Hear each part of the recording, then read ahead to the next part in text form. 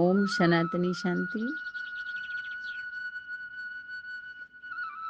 आज का अमृत बेला संध्या काल में आप सभी का स्वागत है। हम सभी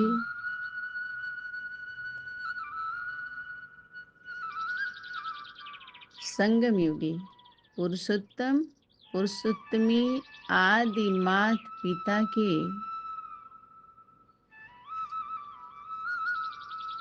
सन्मुख बैठ ज्ञानामृत पान करते हुए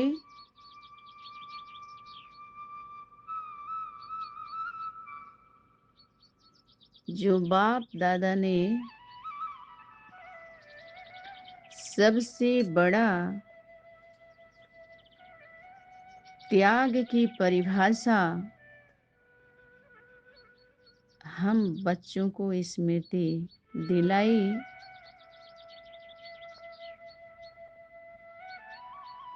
इस संगम युग में ये युग जो छोटा सा युग है,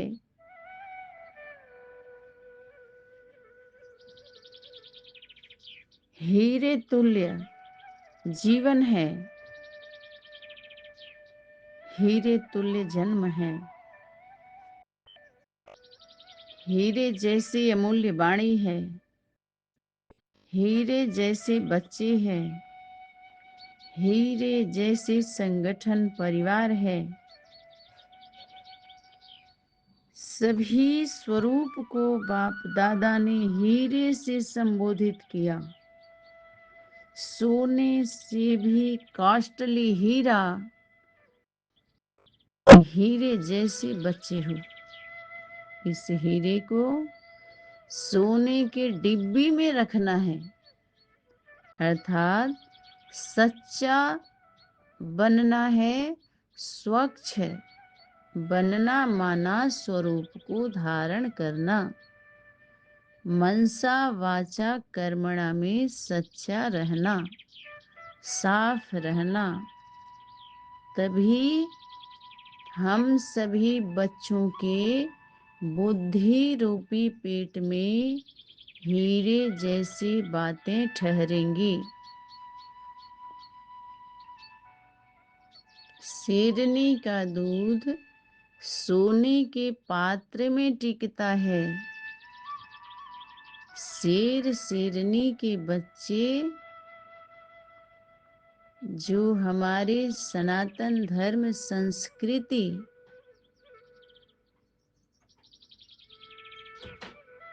को बढ़ावा नहीं देते, प्रथम स्थान नहीं देते, अंधकार फैलाते, उनके खिलाफ दहाड़ मारने वाले, दहाड़ने वाले,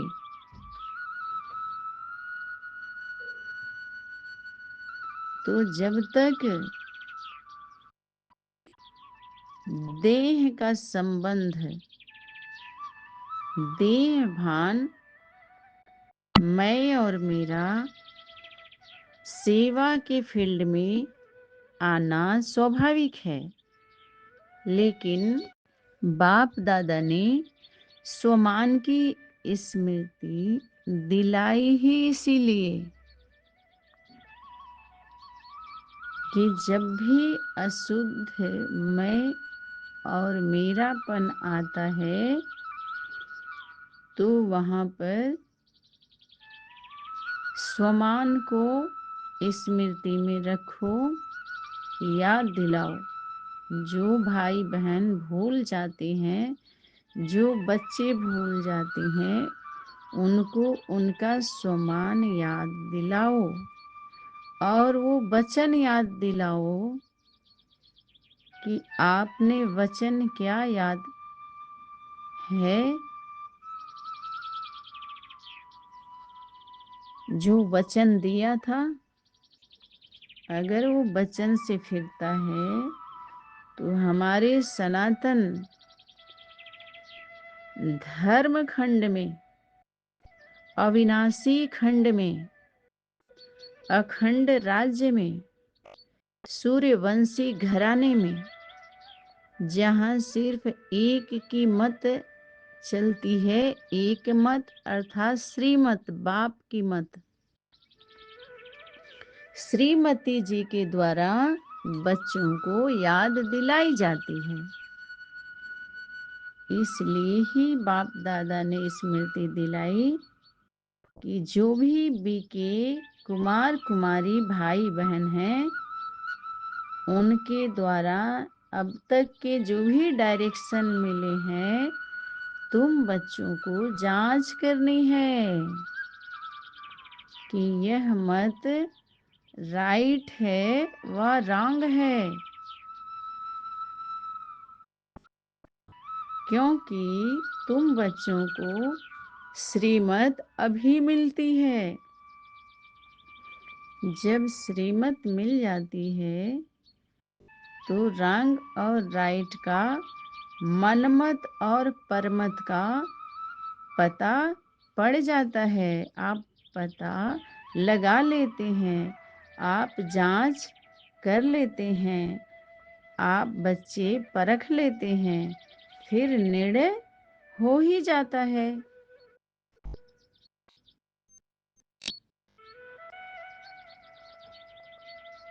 तभी तो बाप दादा ने इशारा किया। अव्यक्त वतन में इशारे की भाषा रही, लेकिन व्यक्त वतन में बाहर वालों को नहीं समझाया जाता, बच्चों को समझाया जाता है। अव्यक्त वतन में बच्चों के लिए इशारा होता है, लेकिन व्यक्त वतन में बच्चों के लिए, जो अनन्य बच्चे हैं, उनके लिए इशारा नहीं होता।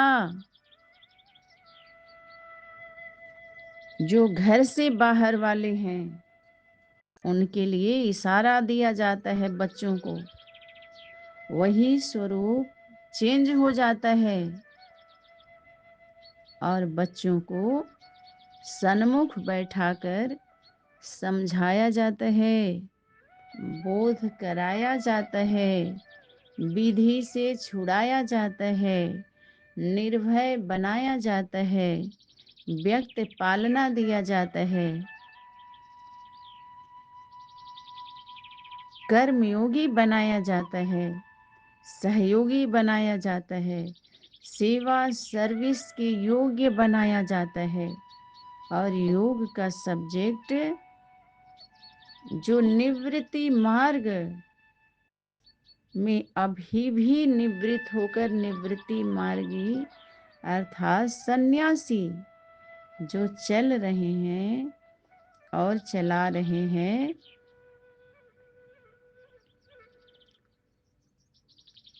उनके लिए बच्चों को इशारा दिया जाता है।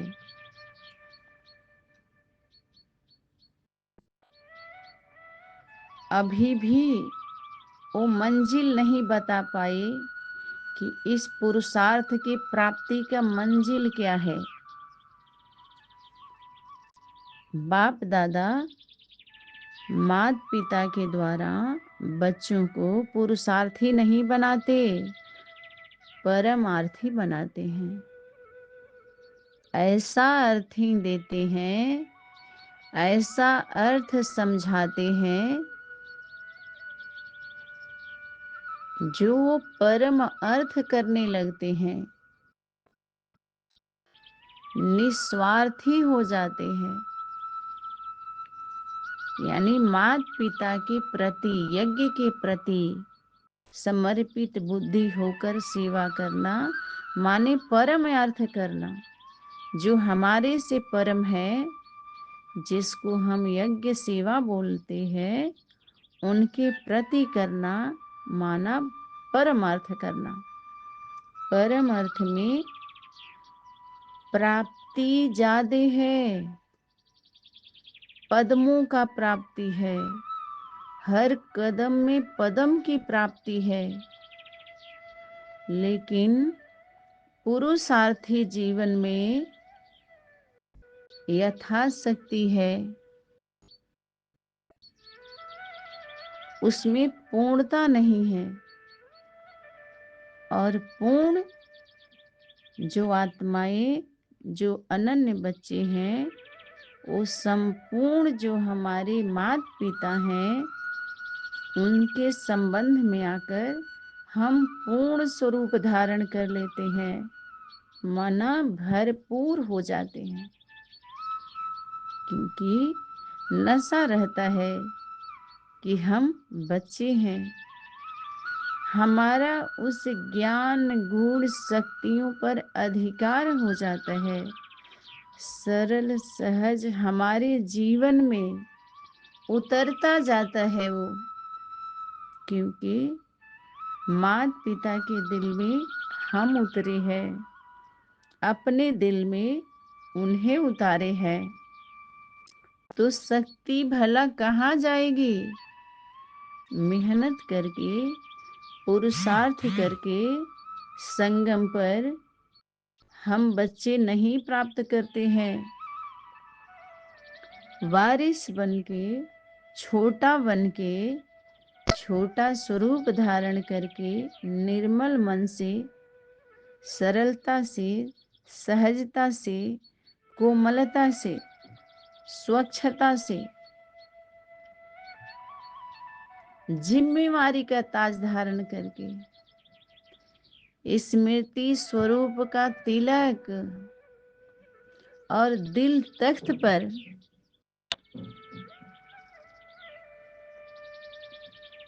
विराजमान होकर, बैठकर अपने राज्य भाग्य को प्राप्त किया। उस राजधानी में जन्म लेने का, जाने का भाग्य प्राप्त हुआ। क्योंकि सौभाग्यशाली माता पिता के संबंध में थे। श्रीमत के बरखिलाफ कोई भी आत्मा कुछ भी सुनाना चाहती है, कहना चाहती है,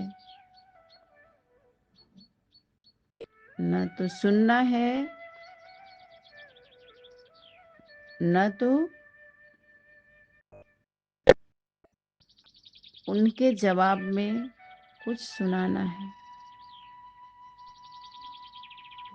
दूरी बना लो, ऐसे लोगों से दूरी बनाकर माता पिता के नजदीक हो जाओ।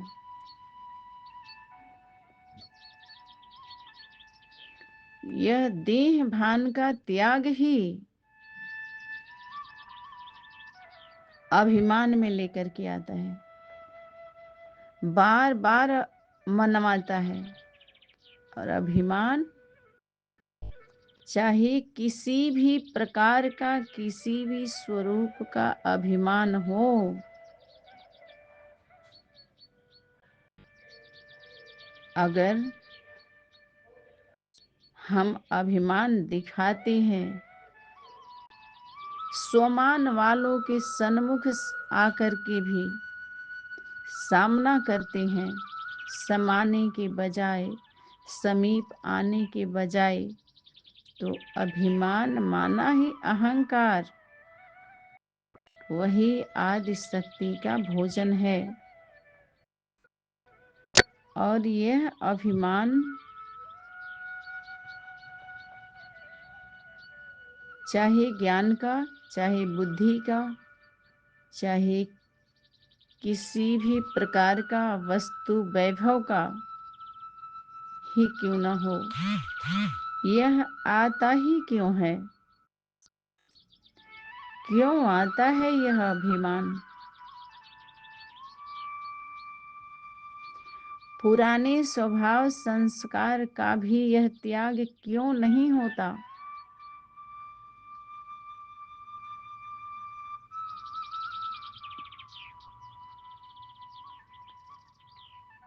यह तो रावण राज्य के, उनके वंश के सारे वंश अंश के संस्कार हैं।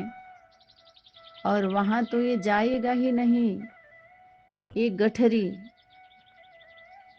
एक गंगा में बहा दो,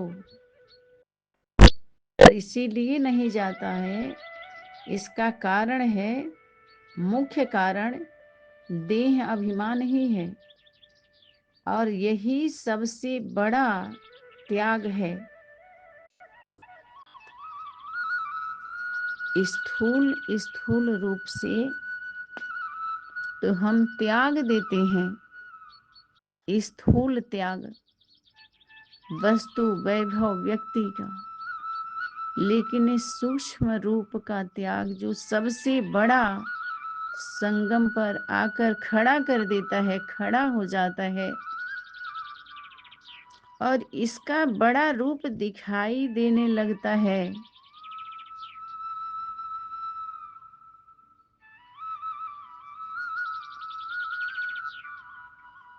जल्दी से त्याग होता नहीं, इसलिए बार बार सोमान में लाया जाता है कि तुम वो नहीं हो जो मान करके बैठ गए हो और बैठा दिए हो या बैठाना चाह रहे हो। इससे ऊपर उठना पड़ेगा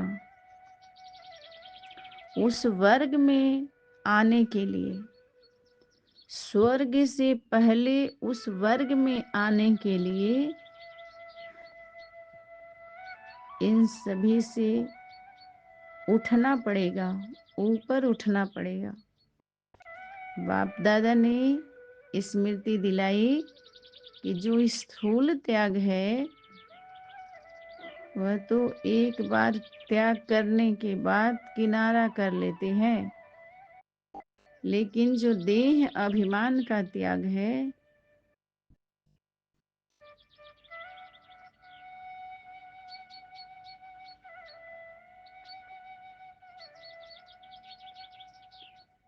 वह जल्दी से होता नहीं है, और उसी के लिए बार बार प्रतिदिन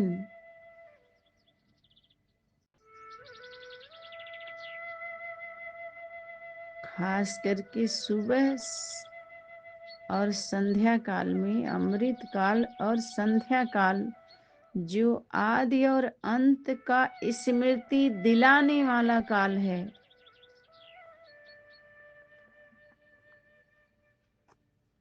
आदि करने वाला काल और अंत करने वाला काल, जो शाम को संध्या काल में सभी दिनचर्या का सुबह से लेकर शाम तक का पोता मेल देकर फ्री होके सो जाओ, कि तुमने कुछ नहीं किया, निमित्त भाव से देकर फ्री होके सो जाओ।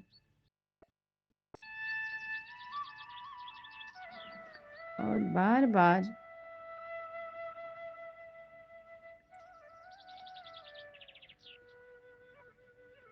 जैसे कोई पेशेंट होता है, रोगी होता है, अगर उसकी बीमारी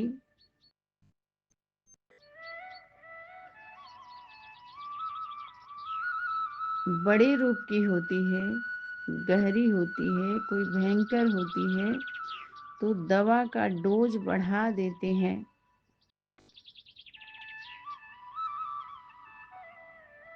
कि जल्दी जल्दी इसको खाना, और इतने टाइम तक कोर्स पीरियड होता है उसका।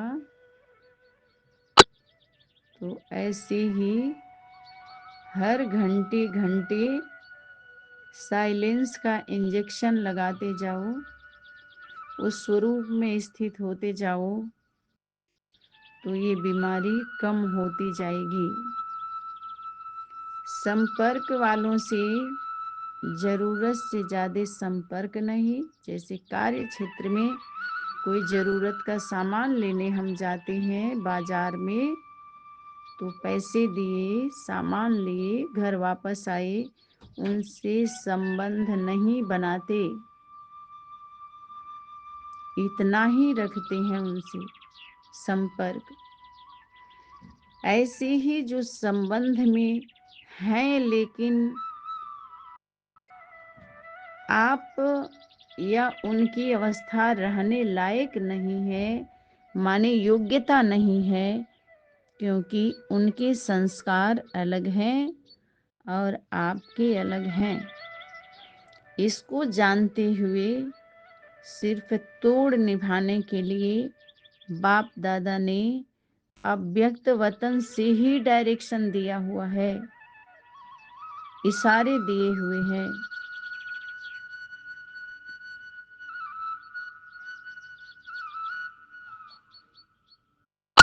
इनमें आप में जब समानता ही नहीं है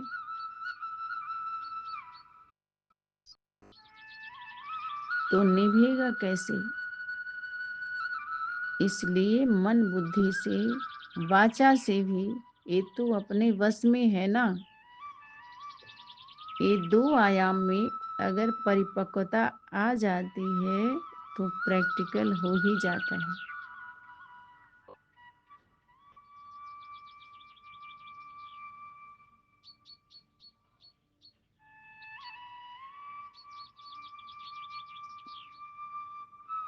तो देह के साथ देह के संबंधी का जो गहरा संबंध हो गया है, यह होने के कारण ही देह भान बहुत गहरा हो गया है।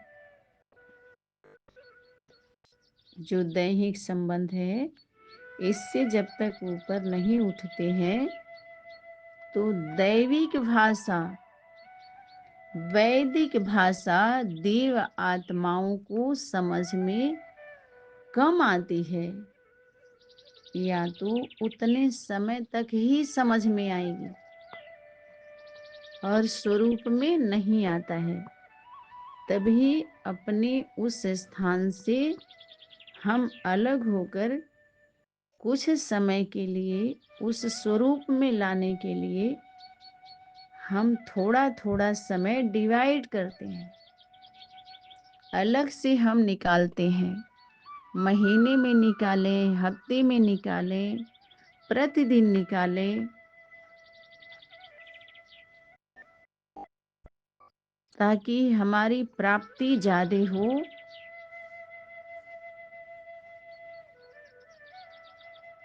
ये हमारे संस्कार बनते जाएं। हमारे मोबाइल में, चैतन्य मोबाइल में ये रिकॉर्ड भरता जाए, हमारे श्रेष्ठ कर्मों का रिकॉर्ड भरता जाए और हम भरपूर होते जाएं, उसका आनंद लेते जाएं, आनंदित रहें। तो इसीलिए देह भान पक्का होने के कारण ही मेहनत लगती है। तो अब चेक करें कि ये सूक्ष्म त्याग, ये सूक्ष्मता में आता है। ये स्वयं पता चलता है और परम पिता परमात्मा और अनन्य भाई बहनों को ही पता चलता है। ये सभी को नहीं पता चलेगा। सभी तो बाहरी रूप से देखेंगे और आपको अच्छा अच्छा का सर्टिफिकेट दे देंगे, लेकिन परम पिता परमात्मा मात पिता के द्वारा त्रिमूर्ति हाउस में, त्रिमूर्ति हाउस के द्वारा आपको क्या इशारा दिया जा रहा है? अनन्य भाई बहनों के द्वारा पंच परमेश्वर, परमेश्वर जो परमेश्वर परमेश्वरी के द्वारा पंच परमेश्वर जो नियुक्त किए गए हैं, उनके द्वारा भी क्या इशारा दिया जा रहा है? अपने आप से पूछे। कुछ विषय सेल्फ रियलाइजेशन के लिए बना हुआ है और कुछ हमारे से बड़े गुरु, सदगुरु के द्वारा दिलाया जाता है, रिवीजन रियलाइजेशन कराया जाता है। और कुछ भाई बहन के द्वारा भी होता है। वो भी कौन? जो नियुक्त किए गए होते हैं।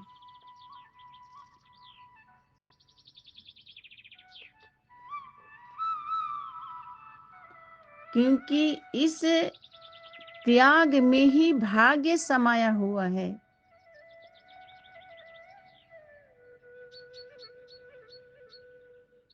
जितना जितना त्याग, अशुद्ध मैं और मेरे का त्याग, हम कब करेक्शन करेंगे? जब हम पूर्ण रीति से कनेक्शन में रहते हैं। कुछ बच्चे इस विषय को सुनने समझने के बाद आधा अधूरा अपने खुद अपने का टीचर, औरों का टीचर बनकर इस पर दुकान खोल लेते हैं।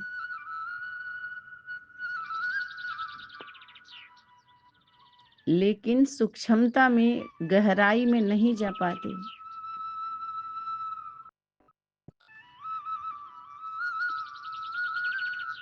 बहुत साधारण सूक्ष्म विषय दिख रहा है, लेकिन सूक्ष्म रूप स्वरूप धारण करके ही उसको खत्म किया जा सकता है। छोटा बनके देह ज्ञान का त्याग अंतिम में ये बहुत बड़ा विषय, ये पांचों विकार का मुखिया है, मुख्य मुख है ये।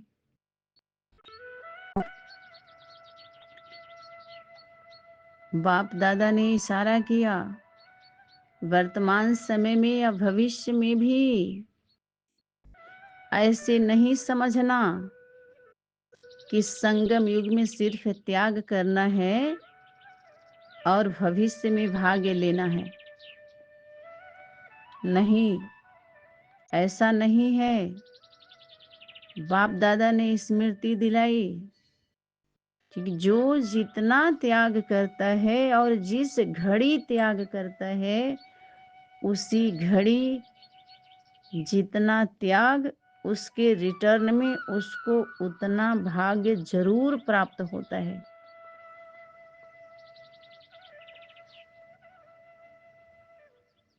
संगम युग में त्याग व प्रत्यक्ष रूप में भाग्य क्या मिलता है उसको जानते हो? अभी अभी भाग्य क्या मिलता है? बाप दादा ने स्मृति दिलाई कि सतयुग में तो मिलेगा जीवन मुक्ति पद, लेकिन अब क्या मिलता है? अभी क्या मिलता है? आपको अपने त्याग का भाग्य मिलता है।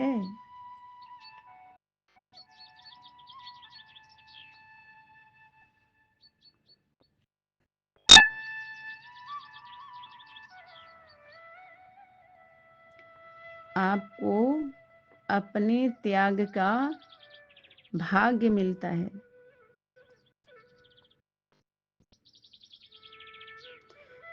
संगम युग में पुरुषोत्तम पुरुषोत्तमी का जो मिलन होता है और अनन्य बच्चे का,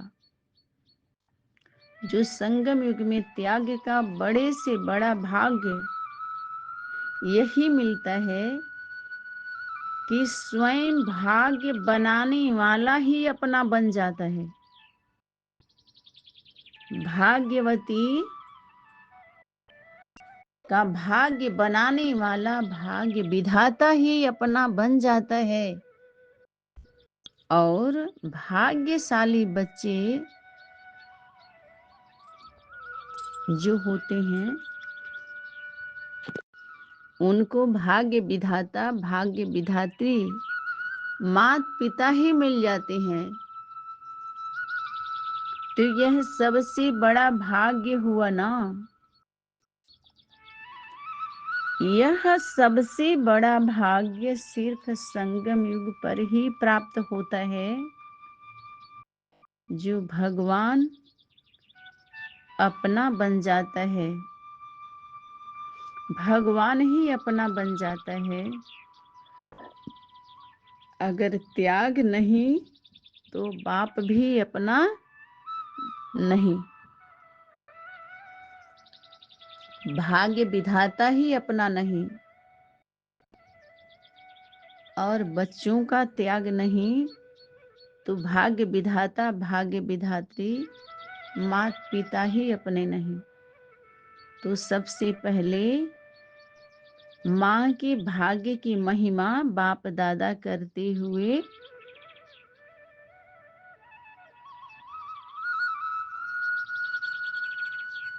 इशारा दे रहे हैं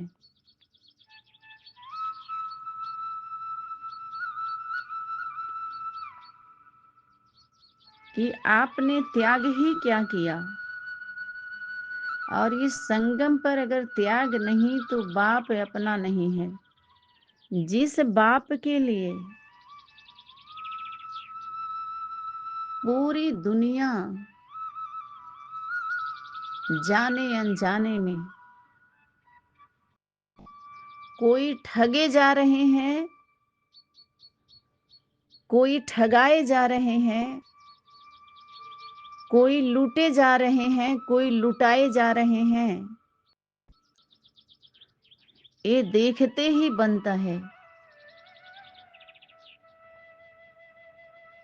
क्या वंडर है। यह सिर्फ संगम युग पर ही प्राप्त होता है यह भाग्य। बाकी चारों युगों में तो प्राप्त किया हुआ हम भोगते आते हैं।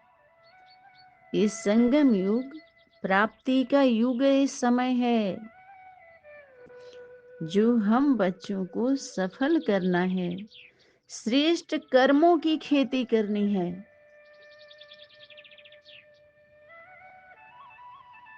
कर्मों की खेती, सिर्फ मनसा वाचा की नहीं। मनसा वाचा की प्राप्ति से प्राप्ति नहीं होती, तृप्ति नहीं होती, अतृप्ति बनी रहती है, आर्टिफिशियल होता है ये हमारे जीवन में।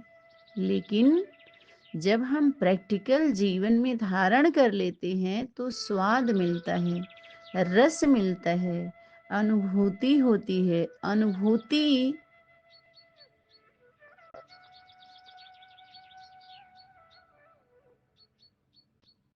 ऐसी अनुभूति जो मुक्ति तो मिलती ही है, जीवन मुक्ति को प्राप्त कराती है। ये अनुभूति परम पद को प्राप्त कराती है। अच्छा,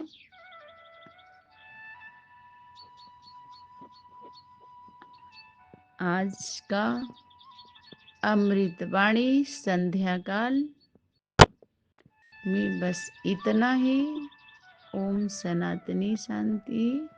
धन्यवाद।